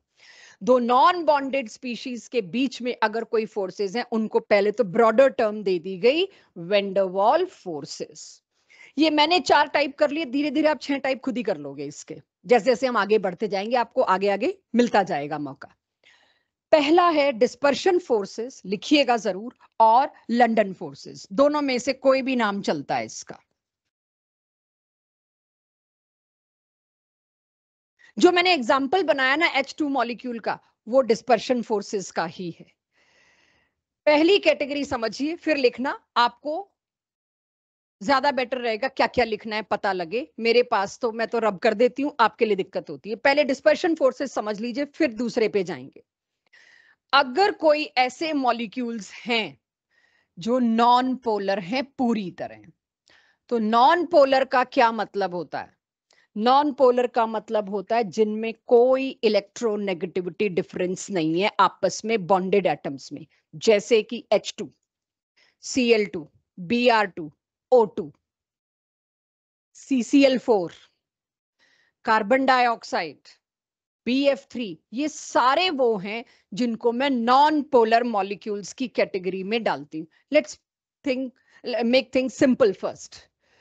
H2 के बहुत सारे मॉलिक्यूल एक कंटेनर में बंद हैं, है H2 गैस, मुझे पता है, लेकिन दो H2 गैस के मॉलिक्यूल्स के बीच में अगर कोई फोर्स ऑफ अट्रैक्शन लगेगा, मैं बहुत प्रेशर लगा रही हूं उसके ऊपर, प्रेशर लगा रही हूं तो मॉलिक्यूल्स पास तो आ ही रहे हैं, तो उनके बीच में जो फोर्स ऑफ अट्रैक्शन होगा, बहुत कमजोर फोर्स ऑफ अट्रैक्शन होगा, लेकिन होगा। उस फोर्स ऑफ अट्रैक्शन को मैं क्या बोलूंगी? डिस्पर्शन फोर्सेस और लंदन फोर्सेस। क्यों बोलूंगी ये कैटेगरी? क्योंकि ये नॉन पोलर है, दोनों H2 न्यूट्रल हैं।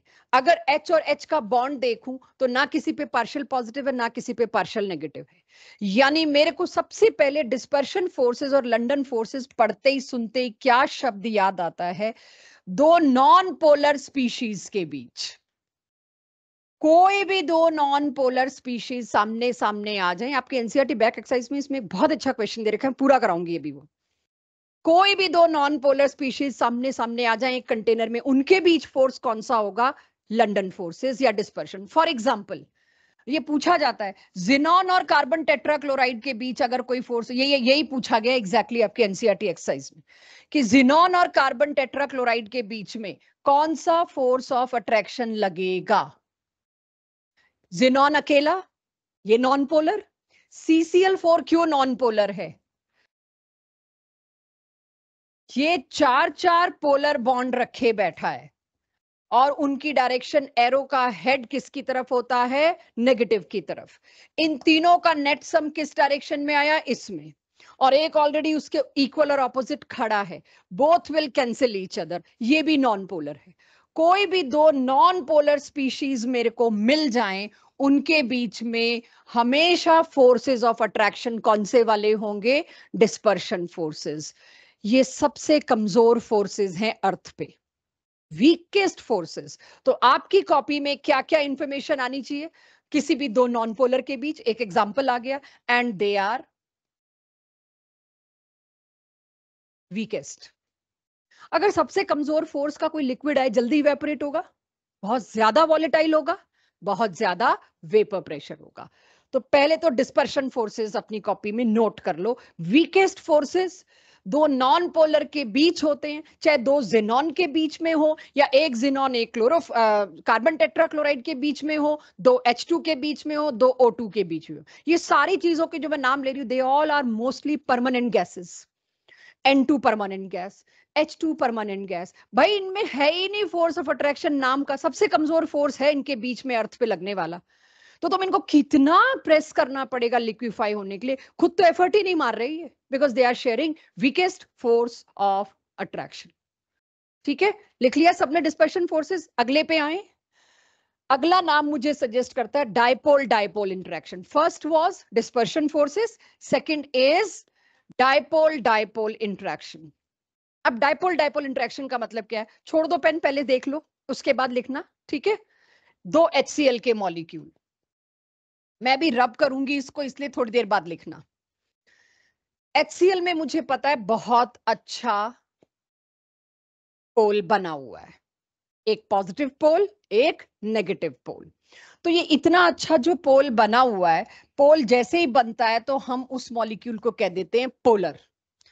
तो कोई भी polar molecule, HClO, HBrO, chloroform CHCl3, वो भी पोलर है।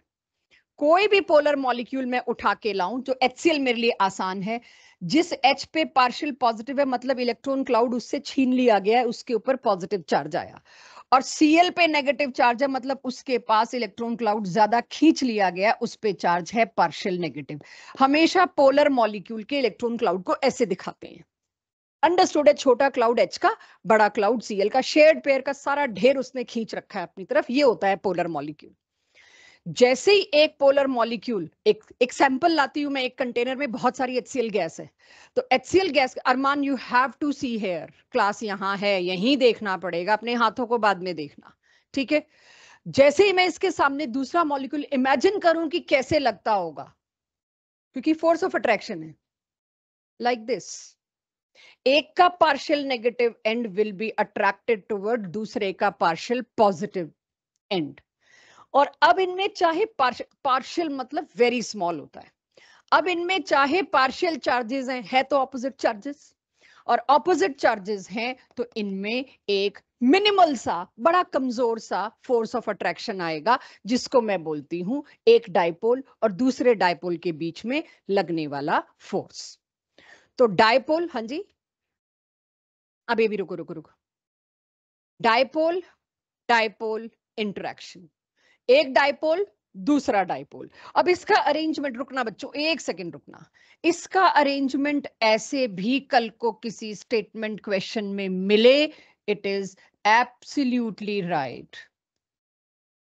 ऐसे भी अरेंज हो सकते हैं, पॉजिटिव के नीचे नेगेटिव, राइट तो आपको ये डाइपोल के कॉन्सेप्ट के लिए ये डायग्राम बता रही हूं। अब बताइए वन बाय वन जो आप लोग पूछ रहे थे। नहीं नहीं नहीं, बिल्कुल सेम जरूरी नहीं, इसलिए मैंने फर्स्ट केस में ही सेम नहीं लिए। एनी टू डाइपोल, आ रही हूं अभी उस पर भी। आप हाइड्रोजन बॉन्डिंग कर रहे थे, 5 मिनट और दो। तो डाइपोल डाइपोल इंटरेक्शन क्या होंगे? कोई भी दो पोलर मॉलिक्यूल, आप HCl के सामने कोई और पोलर मॉलिक्यूल ले आइए HBr, तो उन दोनों के बीच में भी क्या होगा? पोलर इंटरेक्शन होंगे। कौन से वाले? Dipole dipole interaction, much stronger as compare to dispersion forces. तो अगर एक कंटेनर में पोलर लिक्विड है, एक कंटेनर में नॉन पोलर लिक्विड है, किसका वेपर प्रेशर ज्यादा होगा भव्या? एक में है पोलर लिक्विड HCl और एक में है non polar liquid, liquid nitrogen. Polar का वेपर प्रेशर ज्यादा होगा नॉन पोलर का। नॉन पोलर वाले कमजोर फोर्सेस हैं, आपस में लिक्विड मॉलिक्यूल्स अट्रैक्टेड ही नहीं है, फट ऊपर चले जाएंगे, वेपर बना लेंगे। ये मेरी अगली स्लाइड पे डिटेल में आएगा, बट दिमाग में ये रखना किधर जाना है मेरे को। फोर्सेस अंडरस्टैंड करने के बाद किधर जाना है मुझे पता होना चाहिए, सबसे स्ट्रॉन्ग फोर्स कौन सा है, सबसे वीक फोर्स कौन सा है, फिर तुमसे अप्लाई करवाऊंगी। पोलर पोलर आ गया सबके पास, डाइपोल डाइपोल एवरीवन। तीसरा आता है बाई चांस आयन डाइपोल। भाई NaCl वाटर में डिसॉल्व कर दूं तो क्या होता है? सॉल्युबिलिटी पढ़ रहे हैं ना, सॉल्यूशन पढ़ रहे हैं। एक तो सोडियम के टायन बन जाएगा और उसके चारों तरफ कौन होगा? वाटर। वाटर क्या है? सबसे अच्छा पोलर मॉलिक्यूल। नहीं नहीं, जल्दी जल्दी कर रहे हो पारस, 2 मिनट और दे दो। इसके चारों तरफ वाटर मॉलिक्यूल इसको आके घेर लेता है।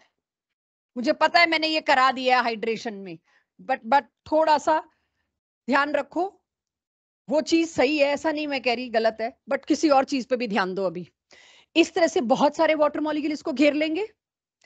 किसको घेरा? आयन को। किसने घेरा? पोलर मॉलिक्यूल ने। इनके बीच में कौन सा फोर्स ऑफ अट्रैक्शन होगा?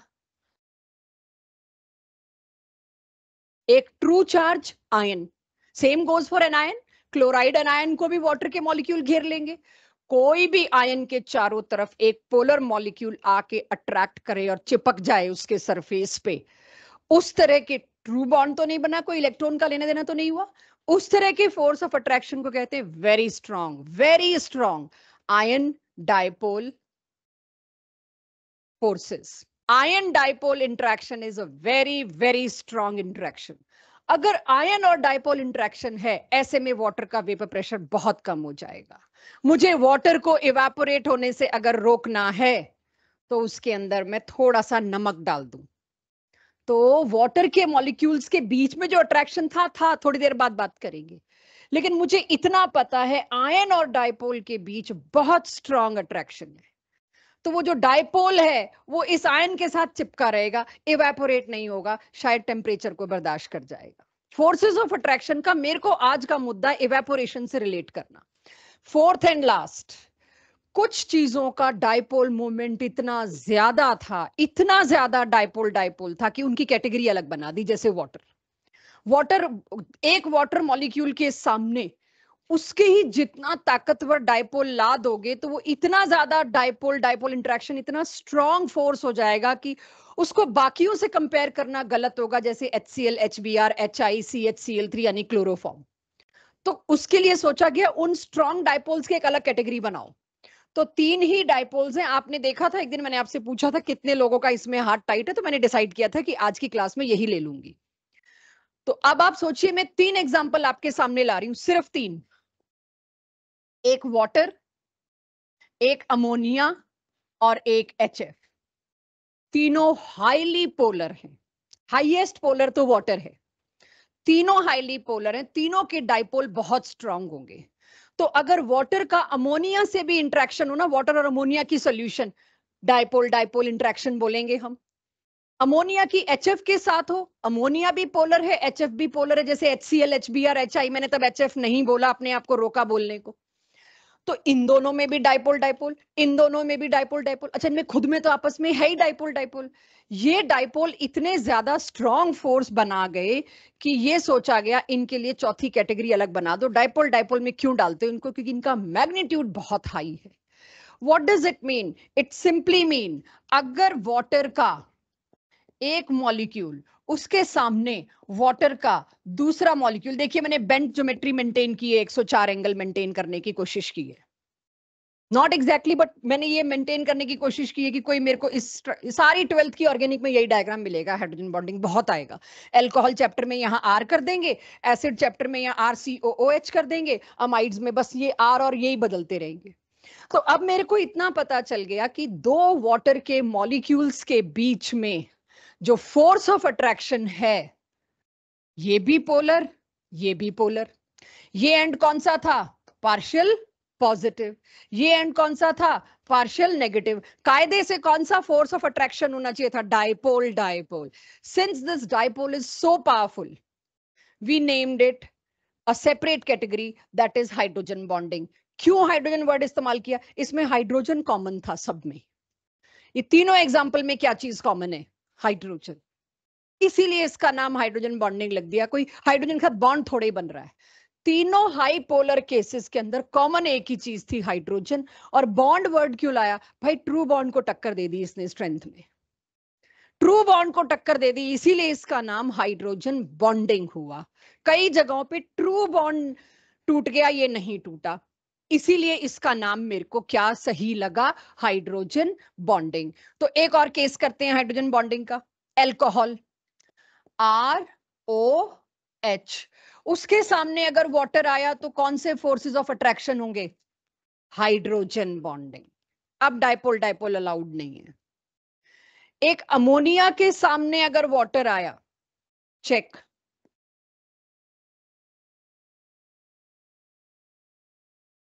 ये है अमोनिया, इसके सामने अगर वाटर आया, कौन से फोर्सेस होंगे? Again hydrogen bonding. तो हाइड्रोजन बॉन्डिंग भी इंटरमॉलिक्यूलर फोर्सेस हैं, strongest on earth, intermolecular non true bond forces. तो अब 4 फोर्सेस आपके पास आए, तो पहले तो आप लोग मेरे को कुछ एग्जांपल्स मैं आपको दे रही हूं, डीपीपी 1 किसी के पास हो तो मुझे देना। कुछ एग्जांपल्स मैं आपको दे रही हूं, आपने मेरे को बताने इनके बीच कौन सा फोर्स ऑफ अट्रैक्शन है। नोट हो गया सबके पास ये हाइड्रोजन बॉन्डिंग भी? डीपीपी 1 का वो क्वेश्चन करिए, 4th क्वेश्चन। डीपीपी 1 का क्वेश्चन नंबर 4 सब्जेक्टिव मैं करवाती हूं, मतलब ये तो नोट करने का वेट कर रही हूं मैं आपका। चलिए कैमरा ऑन कर लो बालको, एक एक करके सारे ऑफ पे आ जाते हैं। एन हेक्सेन और एन ऑक्टेन में मिथिलेश, एक मेरे पास है एन हेक्सेन और एक मेरे पास है एन ऑक्टेन। हेक्सेन और ऑक्टेन एल्केन फैमिली के मेंबर्स हैं, methane, ethane, propane, butane and so on. तो हेक्सेन में कोई डायपोल बनने का चांस है, कोई इलेक्ट्रोनेगेटिविटी डिफरेंस है? मीथेन में है CH4। मीथेन में आपको पता है ये होता है CH4। कार्बन और हाइड्रोजन के बीच नेग्लिजिबल इलेक्ट्रोनेगेटिविटी डिफरेंस होने की वजह से कार्बन हाइड्रोजन आपस के बॉन्ड को नॉन पोलर बॉन्ड मान लिया गया। डेसिमल्स में आता है इसका डिफरेंस। तो हेक्सेन, ऑक्टेन, मैं यहां कुछ भी दे देती, पेंटेन। मैंने हेक्सेन ऑक्टेन क्यों दिए? ये इस चैप्टर में आगे बहुत इस्तेमाल होने, मैंने क्या एनसीईआरटी ने, आगे की वेपर प्रेशर की क्वेश्चंस में ये बहुत आएंगे, बहुत आएंगे।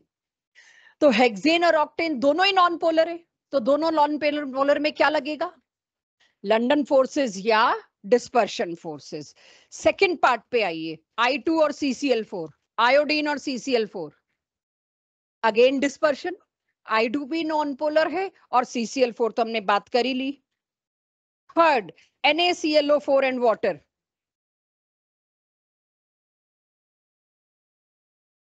Ion dipole.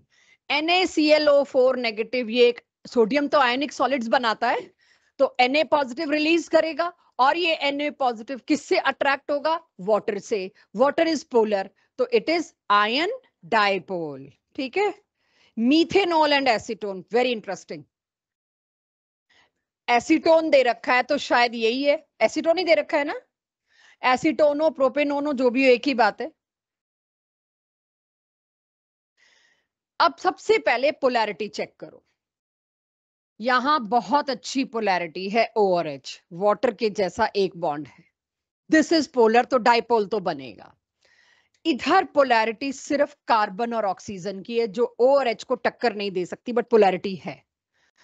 और अगर पाई बॉन्ड है तो और ज्यादा पोलैरिटी है, क्योंकि 4-4 इलेक्ट्रॉन्स इकट्ठे हैं, ऑक्सीजन खींच रहा है, उस चक्कर में पाई बॉन्ड तो कई बार टूट भी जाता है, ऑक्सीजन के पास ही खड़ा हो जाता है जाके। बट खैर वो मैं नहीं कह रही कि भी यहां होगा। तो यहां पर पार्शियल नेगेटिव है, पार्शियल पॉजिटिव है, यहां पर पोलर है, यहां पर पोलर है, लेकिन हाइड्रोजन बॉन्डिंग कतई नहीं। इसको आप हाइड्रोजन बॉन्डिंग अभी मत कहो, आई नीड टू चेक, हालांकि एनसीईआरटी ने क्या कहा है इसके ऊपर। बट मीथेनॉल में H है हाइड्रोजन बॉन्डिंग बनाने लायक, और O भी है। इसमें उतना इलेक्ट्रोपॉजिटिव H तो नहीं है, वो तो मुझे दिख रहा है, उतना इलेक्ट्रोपॉजिटिव H नहीं है, तो ये तो हाइड्रोजन बॉन्डिंग में पार्टिसिपेट करेगा नहीं। अगर हाइड्रोजन बॉन्डिंग में इधर से कोई ऑफर आ सकता है तो वो सिर्फ ऑक्सीजन है, पर डबली बॉन्डेड ऑक्सीजन है, आई डाउट कि ये हाइड्रोजन बॉन्डिंग में पार्टिसिपेट करेगा भी कि नहीं। इसीलिए ये डाइपोल, ये डाइपोल, इसको अभी आप डाइपोल डाइपोल की कैटेगरी में डालिए।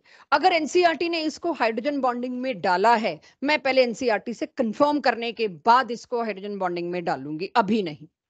मुझे पता है इसमें कुछ आने वाला है ट्रैप, डेविएशंस जब हम पढ़ेंगे, बट अभी इसको आप किस कैटेगरी में रखेंगे? Dipole dipole interactions. ठीक है, देखिए और पार्ट्स हो जाएंगे या मेरी जरूरत है? मुझे हाइड्रोजन बॉन्डिंग को लेके एक ये, अभी इसको नोट मत करना क्योंकि हाइड्रोजन बॉन्डिंग पे भी बात हुई है, मैं थोड़ा सा आगे का बता रही हूँ, अभी नोट मत करना, नोट उसी हिसाब से करना जिस हिसाब से चल रहा है। ये +1 में केमिकल बॉन्डिंग चैप्टर में आया आपके पास, हाइड्रोजन बॉन्डिंग में स्कूल पेपर्स का क्वेश्चन है ये। ऑर्थो सॉरी पैरा नाइट्रोफिनोल, अगर इसका अभी ये कुछ मत नोट करना, थोड़ी देर में आएगा। अगर मैं आपको कहूं एक ये मॉलिक्यूल, इसके सामने इसके जैसा एक और मॉलिक्यूल, उन दो मॉलिक्यूल्स के बीच हाइड्रोजन बॉन्डिंग होगी, लेट्स लुक इट। इस पे हाइड्रोजन बॉन्डिंग के लिए O भी अवेलेबल है, H भी, दोनों अवेलेबल है। इसके ही सामने इसके ही जैसा एक और मॉलिक्यूल आ जाएगा तो दोनों में ये साइड्स अवेलेबल है, बड़े आराम से बढ़िया हाइड्रोजन बॉन्डिंग होगी। और तो और अगर इसके मॉलिक्यूल में एक साइड OH आ जाए और एक साइड NO2 आ जाए तो भी होगी, N और O के बीच में भी हाइड्रोजन बॉन्डिंग होती है। यस, N और H, दो नेगेटिव के बीच हाइड्रोजन बॉन्डिंग नहीं हो सकती। N और H, N और H के बीच में भी नेगेटिव भी आपको हाइड्रोजन बॉन्डिंग मिलेगी। लेट्स चेक कहां कहां हाइड्रोजन बॉन्डिंग मिलती है। एक साइड तो H फिक्स है कॉमन, दूसरी साइड नाइट्रोजन आ जाए, ऑक्सीजन आ जाए, फ्लोरीन आ जाए। इसको थोड़ा सा हम इस चैप्टर में एक्स्ट्रा क्रैक करेंगे, कुछ स्पेशल केसेस जहां क्लोरीन भी घुसेगा, लेकिन वो तब इसी चैप्टर में आएगा क्योंकि इंटरेक्शन यही आने हैं तब जब मैं कराऊं। आज से अब ये मत सोच लेना क्योंकि मैंने हिंट दे दी पक्का क्लोरीन भी करता होगा, नहीं, बड़े स्पेशल केसेस में वो स्पेशल केसेस आएंगे। सो यहां पर पॉइंट ये है, किसी भी एक मॉलिक्यूल में O और H अगर हैं, उसके सामने दूसरा आपने ऐसा मॉलिक्यूल ला दिया, O और H, क्या मतलब O और H क्यों बोल रही हूं, O के साथ जो H लगा होता है वो इतना हाईली पॉजिटिव होता है, वही हाइड्रोजन बॉन्डिंग को स्टार्ट करता है।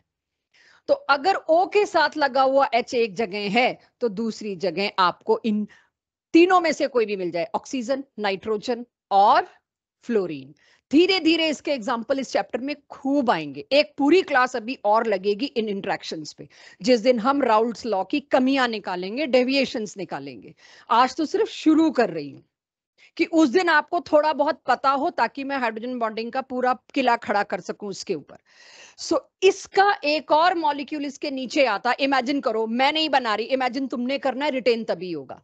तो यहां पर क्या होते, दो दो ऑक्सीजन, इसके नीचे ऐसा ही एक और मॉलिक्यूल एज इट इज रख देती, उसमें कौन होता, O के साथ लगा H, वो H और ये O रेडिली हाइड्रोजन बॉन्डिंग बनाते। तो हाइड्रोजन बॉन्डिंग जो है वो आपके लिए स्ट्रॉन्गेस्ट फोर्स है, और आपको दिख गया आगे की स्लाइड्स में इसने क्या क्या मेरे इसको कवर करवाना है। Clear everyone? तो चलिए, आपको मैंने जो इंटरेक्शन कराए उसके बेसिस पर एक क्वेश्चन जो हमारा पेंडिंग था वो किया। अब आ जाते हैं अपने प्रॉपर टॉपिक पे, सभी लोगों के लिए फैक्टर्स अफेक्टिंग वेपर प्रेशर। तो एक तो फैक्टर आप लोग मेरे को बता ही चुके हैं, टेम्परेचर। दूसरा भी आप में से किसी ने मेरे को बता दिया था, सरफेस एरिया। वो दो कहीं लिखे मिलेंगे, वो एडजस्ट कर लेंगे, हैं अगली स्लाइड्स पे। बट असली तो मेरे को दो ही फैक्टर या एक ही फैक्टर पकड़ना था, फोर्सेस। तो अब इस सारी चीजों का एंड करते हैं, नेचर ऑफ लिक्विड। लिक्विड का नेचर डिसाइड करेगा वो अपने मॉलिक्यूल को ऊपर जाने भी दे रहा है कि नहीं दे रहा, वो डिसाइड करेगा कि वेपर प्रेशर होगा या नहीं होगा। तो नेचर ऑफ लिक्विड पहले समझ लेते हैं, फिर लिख लेना, मैं भी पानी पी लूंगी, ठीक है? पहले समझ लेते हैं। अगर लिक्विड में इंटरमॉलिक्यूलर फोर्सेस कमजोर हैं, कमजोर माने अब तो मैं बिंदास डिस्पर्शन फोर्सेस बोल दूं, जिन लिक्विड मॉलिक्यूल्स के बीच में डिस्पर्शन फोर्सेस लग रहे हैं, बहुत वीक फोर्स है, उनके मॉलिक्यूल्स तो आपस में एक दूसरे को रोक ही नहीं रहे, जैसे ही एटमॉस्फेयर से थोड़ी सी हीट मिली तड़ाक से उड़ पड़ेंगे। तो जिनमें इंटरमॉलिक्यूलर फोर्सेस वीक हैं वो बहुत इजीली इवेपोरेट होंगे। इजीली इवेपोरेट, मोर प्रेशर, मोर वेपर प्रेशर, उन लिक्विड्स का अक्सर वेपर प्रेशर ज्यादा मिलेगा। वेयर एज जिनमें हाइड्रोजन बॉन्डिंग हो, जैसे वाटर, तो वाटर यूनिवर्सल सॉल्वेंट क्यों है, सारे जवाब इस चैप्टर में। एक तो इसमें आयोनिक भी डिसॉल्व हो जाते हैं, दूसरा इसमें पोलर कोवेलेंट भी डिसॉल्व हो जाते हैं, तीसरा इसके अंदर हाइड्रोजन बॉन्डिंग वाले भी डिसॉल्व हो जाते हैं। मैक्सिमम सोल्यूट्स वाटर में डिसॉल्व होते हैं। दूसरा, ये इजीली इवेपोरेट नहीं होता, सूखता नहीं है, सॉल्वेंट वो चाहिए जो रुका रहे। क्यों इजिली इवेपोरेट नहीं होता? इससे स्ट्रॉन्ग फोर्स है कोई? Strongest force is hydrogen bonding. तो यूनिवर्सल सॉल्वेंट होने के दो बहुत बड़े मेजर रीजंस यहां मुझे मिले। तो इस हिसाब से वाटर का वेपर प्रेशर, कोई आपसे पूछे वाटर का वेपर प्रेशर, बहुत कम होता है as compared to dispersion forces or dipole-dipole interaction or other interactions. तो वेपर प्रेशर ऑफ इथेनॉल और ईथर दोनों में से किसका ज्यादा होगा? मैंने डैश छोड़ दिया, आप जब नोट करेंगे आप अपने आप भरेंगे इस डैश में। ये रहा इथेनॉल, जैसा वाटर वैसा अल्कोहल। तो दो इथेनॉल के बीच मैंने क्या दिखाई? Hydrogen bonding. और दो ईथर, ईथर क्या होता है? ROR, H है ही नहीं इसके अंदर हाइड्रोजन बॉन्डिंग वाला। H कौन सा होता है हाइड्रोजन बॉन्डिंग वाला? O के साथ, N के साथ या F के साथ, किसी बहुत इलेक्ट्रोनेगेटिव चीज के साथ जो H जुड़ा है उसी पे पॉजिटिव चार्ज आता है। या तो H कार्बन के साथ जुड़ा है, कोई डिफरेंस ही नहीं है, C और H की तो इलेक्ट्रोनेगेटिविटी बराबर है। दो ईथर के बीच कौन से फोर्स होंगे? Very weak force, dipole, dipole भी बहुत कमजोर वाला। और दो इथेनॉल के बीच कौन से फोर्सेस होंगे? Strongest, hydrogen bonding. Ethanol evaporate नहीं करेगा उतनी जल्दी जितनी जल्दी ईथर इवेपोरेट कर जाएगा। तो rate of evaporation depends on nature of liquid. इस स्लाइड को अब आप नोट करिए, जो मैंने रोका था, ये होनी चाहिए आप सबके पास। बाकी फैक्टर्स हम ऑलरेडी कर चुके हैं, जस्ट हेडिंग्स आएंगी आगे, एक ही बचा था। नोट करिए इसको, ये कहीं बुक्स में नहीं मिलती, ये अंडरस्टूड मानी जाती है, आपको आती होगी। जहां ये आप नोट कर रहे थे वहां इसे भी नोट करिए एवरीवन। बातें नहीं करनी है भाई।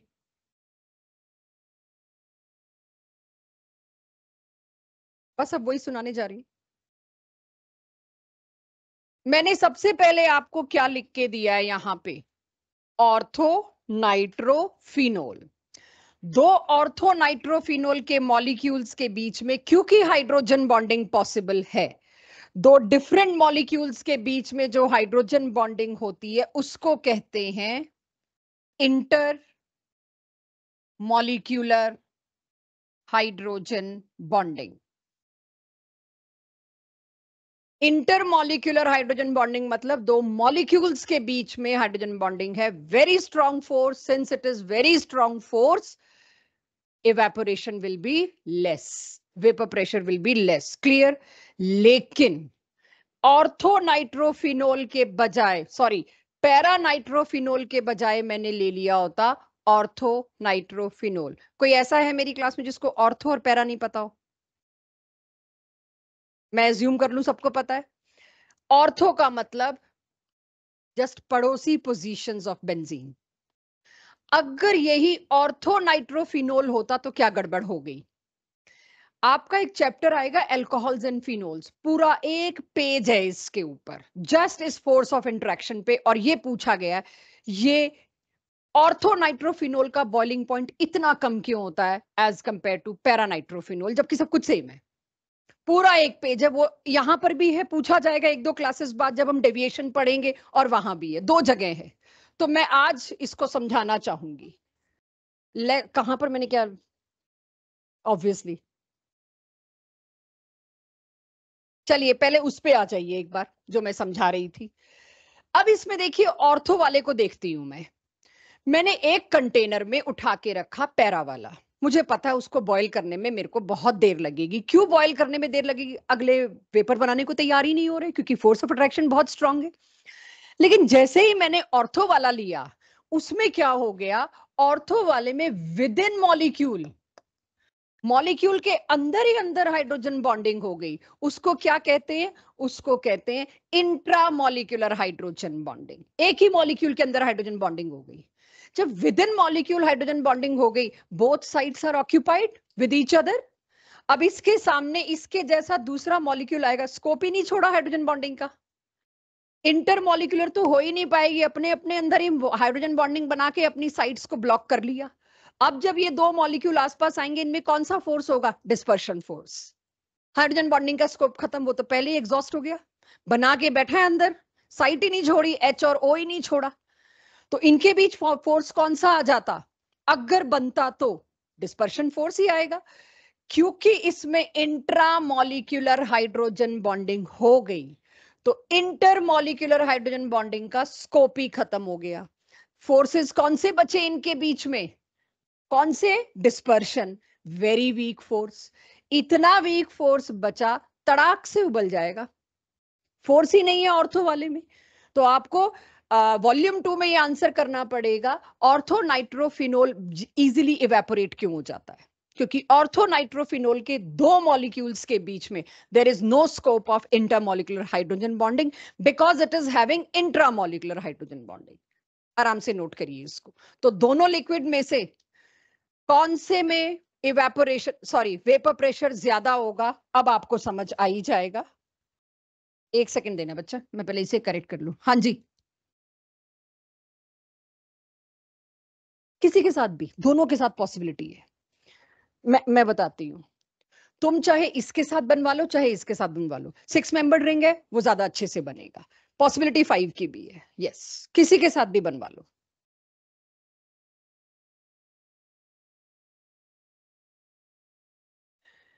सो इंटरमॉलिक्यूलर और इंट्रामॉलिक्यूलर हाइड्रोजन बॉन्डिंग का अभी तो एक ही केस था, ऑर्गेनिक में 50 केस आ जाएंगे, वो हमने पूरे 2 महीने लगा के करने हैं। कहाँ इंट्रा हो रही है, कहाँ इंटर हो रही है। आप याद करोगे तो टॉटोमेरिज्म में भी था, राइट बिल्कुल। आप याद करोगे तो पिछले साल टॉटोमेरिज्म में भी इंट्रामॉलिक्यूलर हाइड्रोजन बॉन्डिंग था, लेकिन अभी उसका लोड मत लेना, हम यहाँ जीओसी पूरा करेंगे, सिलेबस इतना ज्यादा आपका है ही नहीं।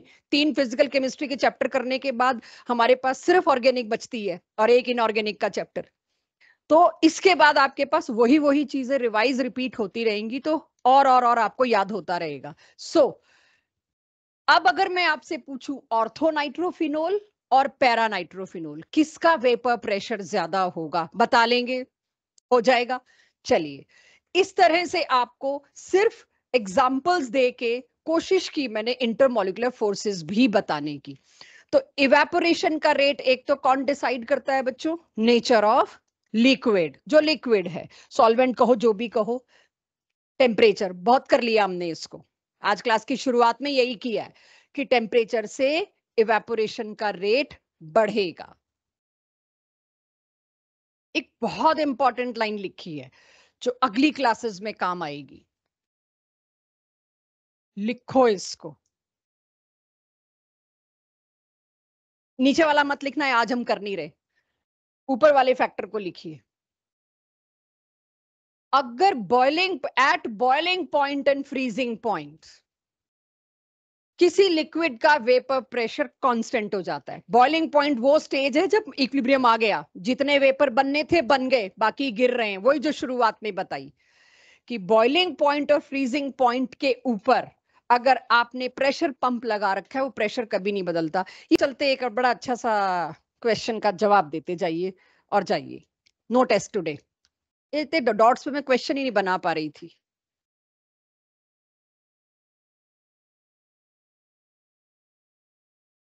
इस एक सेकंड, मैंने यही तो कहा, इज दिस स्टेटमेंट करेक्ट जो ऊपर लिखी? दोबारा सोचो, जल्दी नहीं। अब इस चक्कर में यस मैम मत बोल देना, हाँ सोच के बोलो। If I M claiming this statement, और उसके जवाब के लिए मैंने 3 अलग शेप्स बना रखी हैं। I am claiming this, vapour pressure does not depend on nature of vessel. कुछ ध्यान नहीं दे रहे आप इसमें, तीनों वेसल बना रखे हैं मैंने, सरफेस तीनों का सरफेस आपको दिख रहा है, सब दिख रहा है। फॉल्स है ma'am. Nature of material same है तीनों का, तीनों स्टील के हैं। मैम उसका सरफेस एरिया अलग अलग होगा ना? ठीक है अनन्या, सोचते हैं, यहाँ भी सब लोग यही दे रहे हैं। टेम्परेचर सेम है तो वेपर प्रेशर बिल्कुल सेम होगा। यहाँ कौन सा एस्केप कर रहा है? खुला बर्तन है क्या ये? सरफेस कर रहे हो तुम? ये बंद बर्तन है, अंदर ही अंदर है सब कुछ। Vapour pressure does not depend on nature of vessel, it only depend on temperature if vessel is closed. कि अगर वेसल क्लोज्ड है तो सरफेस एरिया मैटर नहीं करता, वेसल ओपन है तो सरफेस एरिया मैटर करता है।